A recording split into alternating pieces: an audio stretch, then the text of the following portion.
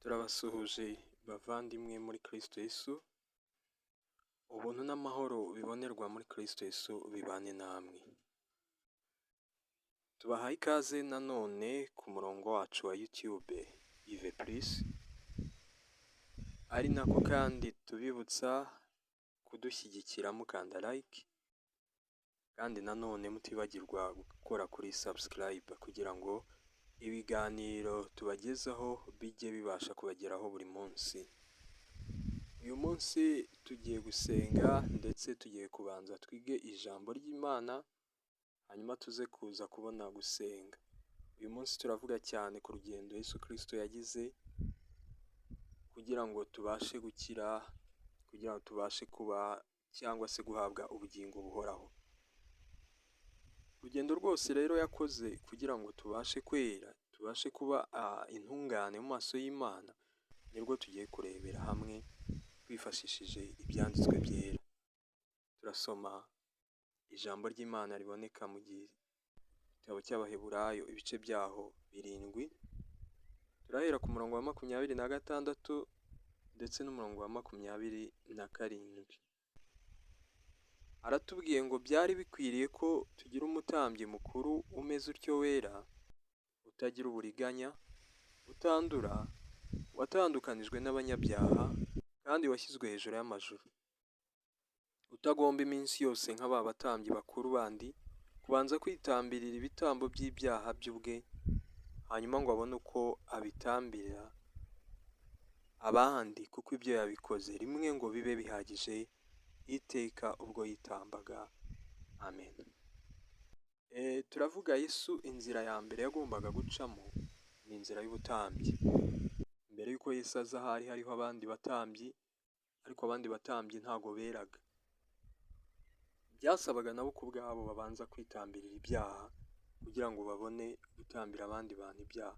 Ariko Yesu we yaje ari umutambyi utandukanye nabo, yaje ari umutambyi wera, yaje ari umutambyi udafite ikizinga na kimwe, aza ari umutambyi ukwiriye mu maso y'Imana, kuko ibyo abandi batambyi bakoraga nta n'imiterere yari itandukanye n'iyabo batambiriraga ibyaha, kuko nabo bisangaga mu byaha, nabo bari abanyabyaha nk'abandi. Ariko uyu mutambyi waje, cyangwa se iyi nzira Yesu yanyuzemo, yari ikwiriye kugira ngo habanze haboneke umutambyi udutambirira ibyaha byacu, hanyuma twejejwe n'uko twabonye umutambyi muzima. Uyu we Yesu Kristo ntabwo yitambiriye ibyaha nk'uko abandi bo babikoraga, ahubwo we yari uwera. Byari bikwiriye rero ko tugira umutambyi nyine umeze gutyo, wera ibihe byose, kugira ngo n'inzira yose yagiye anyura ibashe kuba itunganye. Nk'uko mubizi, kera habagaho ihema ryatambirwagamo ibitambo, byahagararwagamo nyine n'umutambyi, kandi birya byose byabagaho byari igishushanyo cy'ibyo mu ijuru, ari byo biriho gukorwa uyu munsi. Yesu rero inzira ya mbere yagombaga kunyuramo ni inzira y'ubutambyi. Imana yacu ihabwa icyubahiro ko yaduhaye umutambyi utandukanye n'abandi batambyi. Turarebera hamwe kandi nanone inzira ya kabiri Yesu Kristo yagombaga kunyuramo kugira ngo tubashe natwe kuba abere, cyangwa se tubashe guhabwa icyo Imana yari yaragennye kera ko umwana w'umuntu yagira.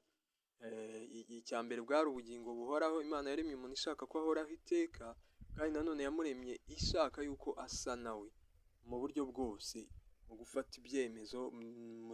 Niba mwibuka neza ijambo ry'Imana, Bibiliya itubwira neza ko Adamu amaze kuremwa, Imana yari imushyiriyeho kugira ngo ategeke ibintu byo mu isi byose.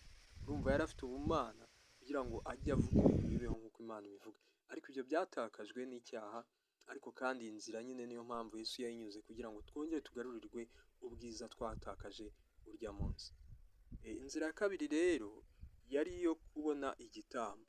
Umutambyi ntabwo yari kuba ari umutambyi gusa kandi hatabonetse ikindi gitambo nacyo kizima kiruta bya bitambo bya mbere, kuko umutambyi wa mbere yatambaga amahene n'inuma n'ibintu nk'ibyo bitabashaga kweza umuntu nk'uko ijambo ribitubwira. Umutambyi rero wari ubonetse utandukanye n'abambere, nawe yagombaga kugira igitambo gitandukanye n'icya mbere. Turasoma rero nanone mu gitabo cy'Abaheburayo ibice byaho 10 ku murongo waho wa 10, aravuga ngo uko gushaka kw'Imana niko kwatumye twezwa, tubiheshejwe n'uko umubiri wa Yesu watambwe rimwe gusa ngo bibe bihagije iteka. Ni ukuvuga ngo Yesu ni nawe kandi wahindutse igitambo, yabaye umutambyi ananyura mu nzira yo kuba igitambo kugira ngo umurimo akora ube unoze. Igitambo kiba ari cyiza bitandukanye n'ibindi bitambo. Nta tungo riri mu isi ryashoboraga kuza kwezaho abantu ibyaha byabo. Nta kiremwa na kimwe kiri mu isi cyashoboraga kwera mu maso y'Imana ku buryo Imana igitambirwa hanyuma ikabona ko habonetse kwera koko, uretse umubiri wa Yesu Kristo watambwe rimwe gusa nyine ngo bibe bihagije iteka ryose. Kandi nanone dusoje kubona inzira ya kabiri yanyuzemo, turarebana hamwe nanone inzira ya gatatu yagombaga kunyuramo kugira ngo tubashe kugera ku gishyitsi, noneho ari nayo ntego nyamukuru y'Imana. Yesu Kristo yaradutsindishirije. Ntibyari gushoboka yuko twigira imbere cyangwa se tubona ibyiza tutabikuye mu kwera, kandi kwera kwacu ntikwari gushoboka hatabayeho gufashwa n'umuntu udasanzwe. Turasoma mu ibaruwa Pawulo yandikiye itorero ry'Abaroma, ibice byaho 5, turahera ku murongo wa 17 tugere ku murongo wa 18. Aratubwiye ngo kuko ubwo igicumuro cy'umwe cyateye ko urupfu rwimikwa n'umwe, ni nako abahawe ubuntu busesekaye n'impano yo gukiranuka bazarushaho kwimikanwa ubugingo n'umwe, ari we Yesu Kristo. Nuko rero ubwo igicumuro cy'umuntu umwe cyateye ko abantu bose bacibwaho iteka, ni nako icyo gukiranuka cyakozwe n'umuntu umwe cyahesheje abantu bose gutsindishirizwa. Inzira ya gatatu Yesu yagombaga kunyuramo ni inzira yo kudutsindishiriza. Ntibyari gushoboka ko tujya mu ijuru tutatsindishirijwe. Mwibuke yuko mbere y'uko Yesu Kristo aboneka cyangwa se aza kudupfira, twari mu isi ariko nanone twaratsinzwe, kubera ko amategeko ya Mose yari yarigeze abasha rwose gutunganya umuntu, ndetse n'ibitambo batambaga ntabwo byigeze bibasha kweza umuntu. Bisobanuye ngo twari turiho intsinzwe, ariko Yesu aje kandi amaze gutamba wa mubiri we, amaze guhagarara mu ihema nk'umutambyi, tubasha gutsindishirizwa nawe ku bintu byose. Izina ry'Imana yacu rihabwa icyubahiro. Aduha gukiranuka tudakomoye mu mategeko, kuko amategeko atabashaga gutanga gukiranuka kuzuye. Imana yacu ishimwe. Hanyuma kandi turarebera hamwe nanone inzira ya kane. Inzira ya kane ari nayo ntego nyamukuru Imana yari ifite, nayo kandi Yesu yagombaga kuyinyuramo kugira ngo tubashe kugera ku gishyitsi. Turasoma muri rwandiko igitabo cya Yohana, ibice byaho 3, ku murongo waho wa 16 ndetse n'umurongo wa 17. Ijambo ry'Imana riratubwiye ngo kuko Imana yakunze abari mu isi cyane, byatumye itanga umwana wayo w'ikinege, kugira ngo umwizera wese atarimbuka, ahubwo ahabwe ubugingo buhoraho. Kuko Imana itatumye umwana wayo mu isi gucira abari mu isi w'iteka, ahubwo yabikoreye kugira ngo abari mu isi bakizwe nawe. Ijambo ry'Imana. Bibiliya itubwiye neza ko Yesu atari yaje kugira ngo dutsindwe n'urubanza, ahubwo yaje kugira ngo duhabwe ubugingo buhoraho. Ziriya nzira zose 3 yanyuzemo, icyari kigamije kwari ukugira ngo twebwe duhabwe ubugingo buhoraho. Mwibuke neza ko ikintu umuntu ahawe cyitwa impano nyine, ni ikintu atakoreye, ni ikintu atahembwe, ni ikintu atarakwiriye, ahubwo umukunda cyangwa se uwamutekerejeho agira akagitegura akakimuha ku gihe runaka atanamuteguje yewe. Niko natwe Imana yadukunze rero, idukunda urukundo rw'indengakamere, bituma iduha impano yitwa ubugingo buhoraho binyuriye mu gutsindishirizwa na Yesu Kristo. Ngizo rero inzira Yesu yanyuzemo kugira ngo tubashe guhabwa igishyitsi, aricyo twiringiye kuzahabwa kuri wa munsi ubwo Yesu Kristo azaza gutwara itorero. Reka dusenge.